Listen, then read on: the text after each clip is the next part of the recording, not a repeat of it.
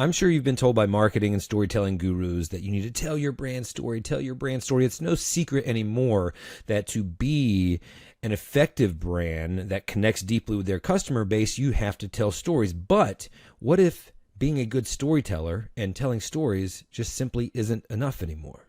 Well, luckily for you, that's exactly what we're going to talk about in today's episode. Welcome to the Storytelling Lab, where we break down the art and science of storytelling. My name is Bennett. I am your host, and I'm a filmmaker and an author on a quest to understand how we can tell better stories so that we can do better work and make the world a better place.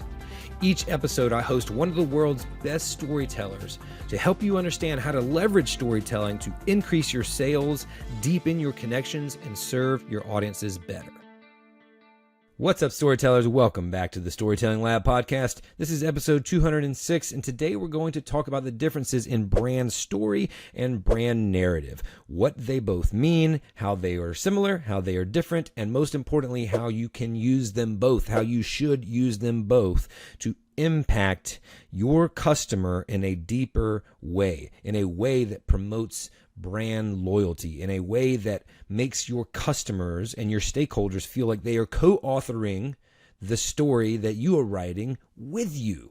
It's a collaborative thing. That is the essence of storytelling. And when your customers or all your stakeholders feel like they are a part of the story that you're crafting, that is when you have brand loyalty. That is when you are excelling at branding. So let's get into the differences between narrative and story because they are often misunderstood and misconstrued. So we're going to break down exactly how they are different in today's conversation. Okay, let's get into it. So this season, as you may or may not know, we are focusing on the roles and responsibilities of the Chief Storytelling Officer because that is the premise, the topic of my upcoming book called The Chief Storytelling Officer, which will be out early 2026. This is one of the most important things. I have a whole system created called a narrative operating system that brands and businesses can use to find alignment. That is ultimately what we're trying to do. What I mean by that is alignment in all of your departments, up and down, horizontally, vertically. Everybody needs to be unified with the same story that your brand is crafting. What is the change you're trying to effect, right? What is the promise that you are offering your people, the problem that you are trying to solve? You are trying to write a story of a future world that doesn't exist by your product or your service or your offering, okay? So that is ultimately the story that we are telling.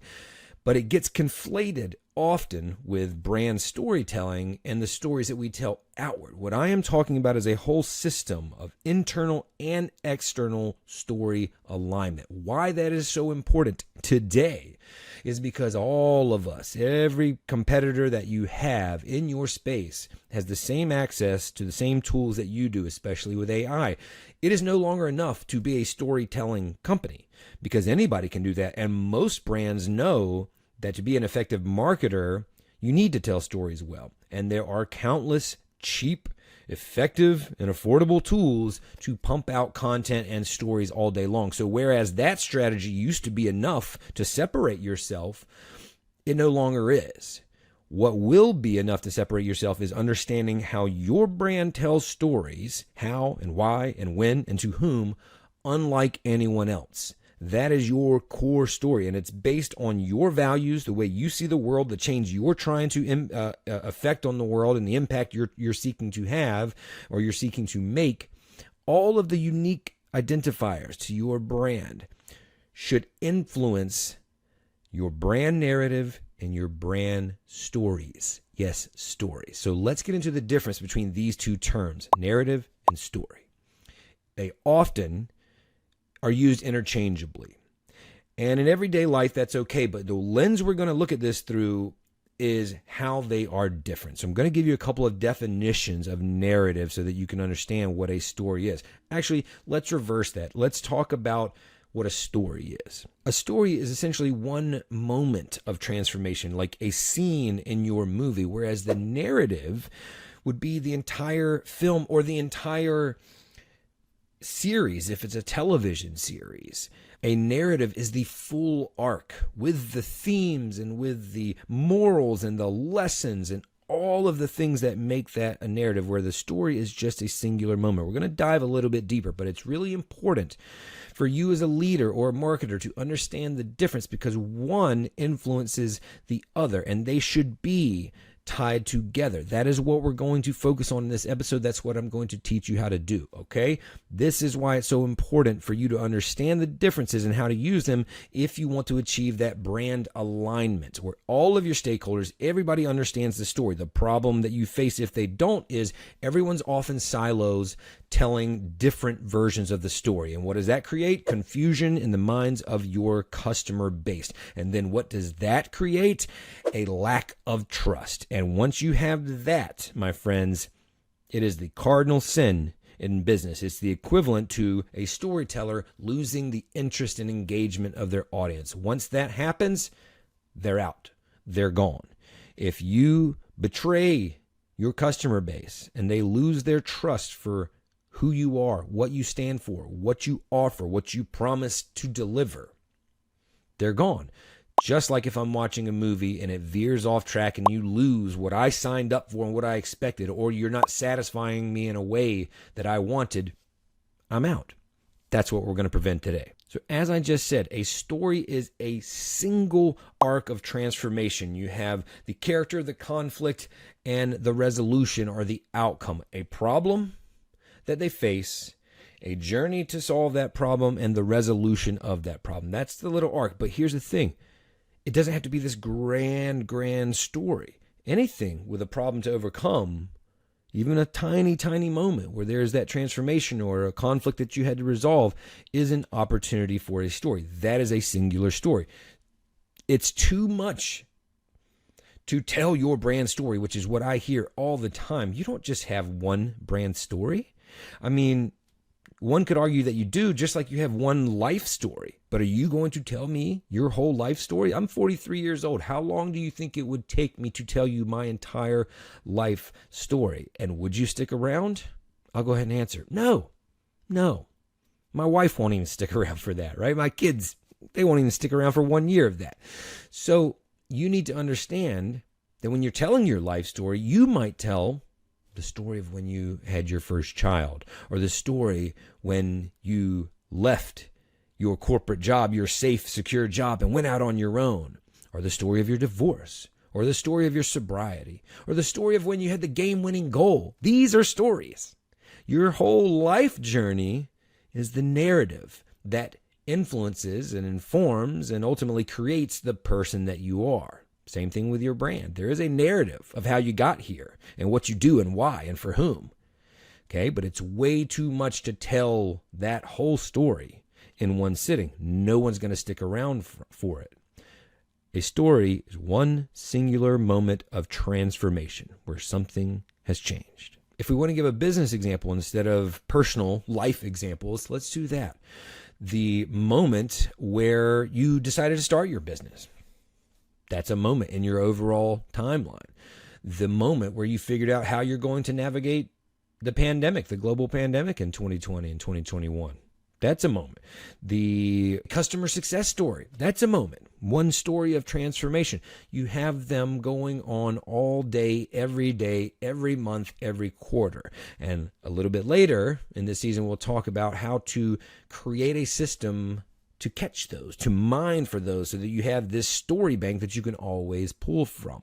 But a story is a singular moment of transformation, whether personally or professionally. That is the definition. Now, let's zoom out and talk about a narrative. What is a narrative? When we try to define narrative, the best, I've found many definitions online, but the best one that I've found, I want to read to you right now. It comes from a religion and Islamic studies professor, Jeffrey Halverson, who actually works not far from me down at Coastal Carolina University.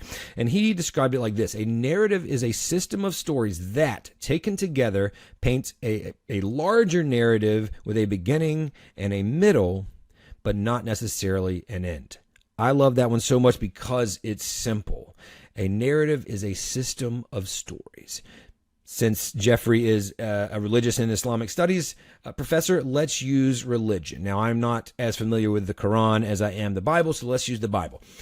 The Bible is certainly a story, right? A very big, very long, and complex story. Okay?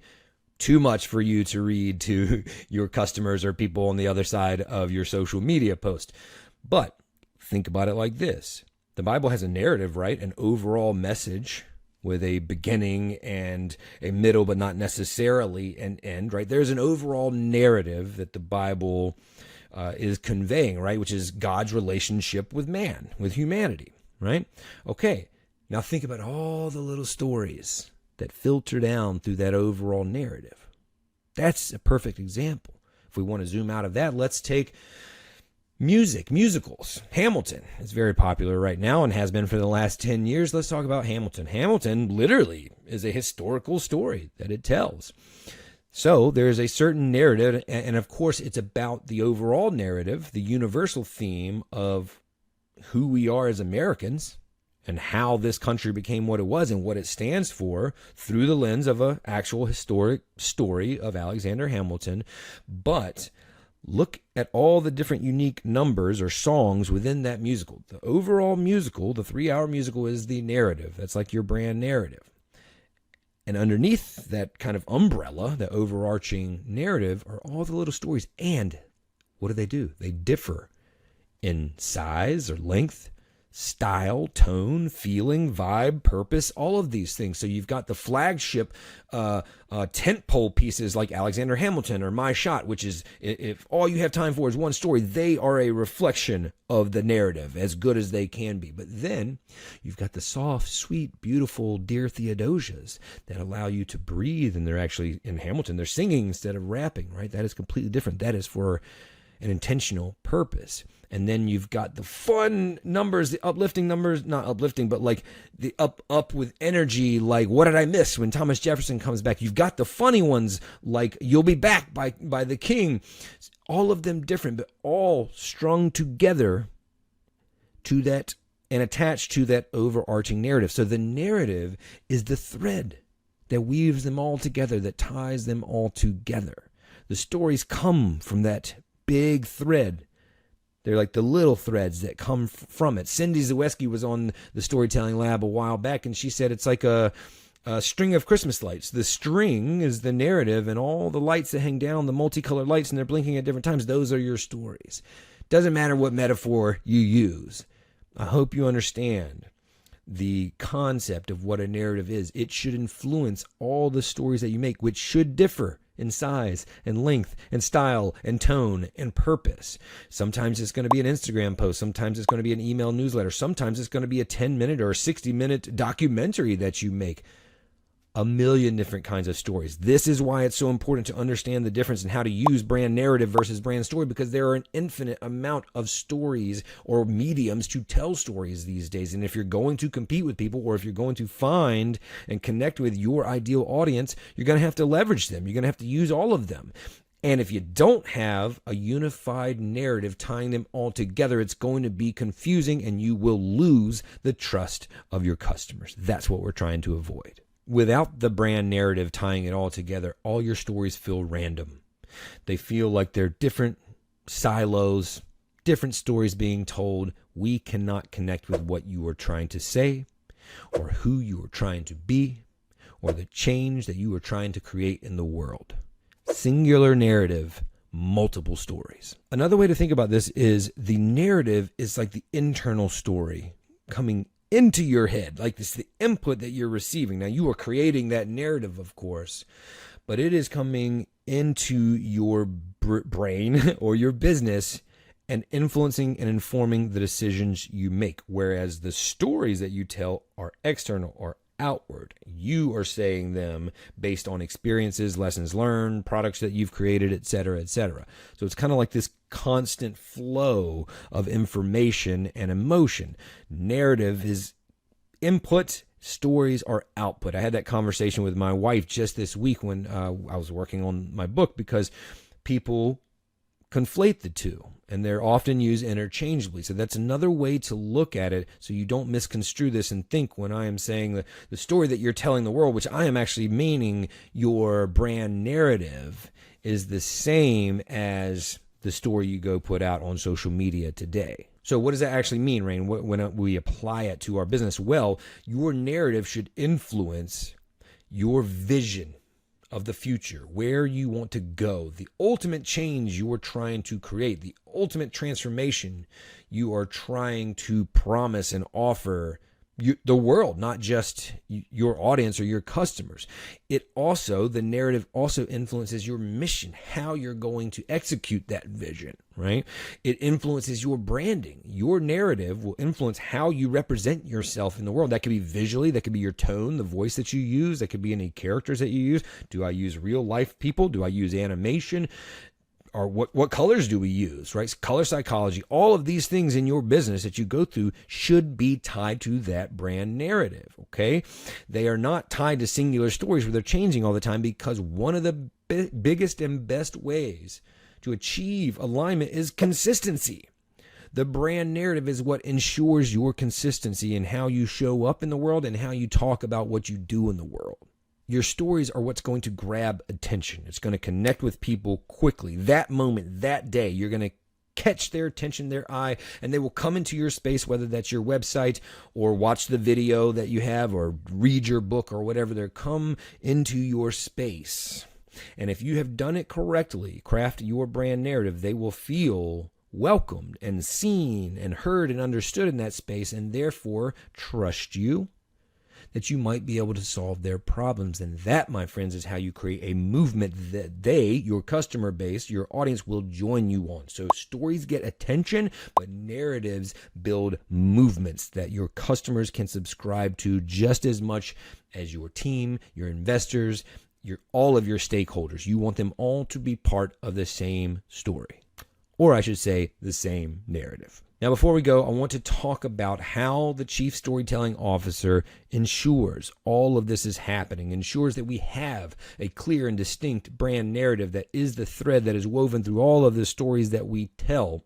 Okay, and we're going to talk about how they do that daily, weekly, quarterly, annually, and if you are the person that might be serving this role or wanting to serve as the CSO, or at least cover the responsibilities of them, we're going to give you some action items before we go today. First thing is the Chief Storytelling Officer's job is not just to tell the stories. That is also a misconception. Now, sometimes it is. Sometimes they might be social media creators or video creators or just creators. They might be the ones doing that, but it doesn't not have to be. I have had CSOs that were salespeople. I have had CSOs that were in HR and recruiting, founders that are CSOs, and yes, marketers and storytellers that are CSOs.